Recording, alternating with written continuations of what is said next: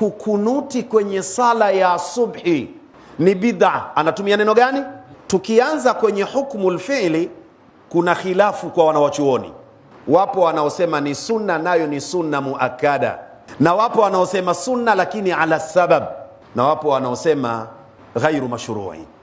Kuna kauli kama tatu kwenye kunuti katika sala ya. Sasa tuache hao wanaosema kukunuti ni bid'a. Ukishasema bid'a bado hujataja hukumu. Atakaye kunuti itakuwa kafanya nini? Kafanya jambo la wajibu, kafanya sunna, kafanya haramu. Sawa, bid'a hukumu yake nini? Sasa sema Waislamu wasikie. Haramu na ukikunuti unapata dhambi, sema hivyo. Kwa sababu katika sheria hatuna hukumu inayoitwa ni jina lake. Msichanganye. Kwenye sheria hakuna hukumu inayoitwa bid'a. Jina hilo katika hukumu halipo. Sawa, bid'a, haya twende. Hukumu yake nini?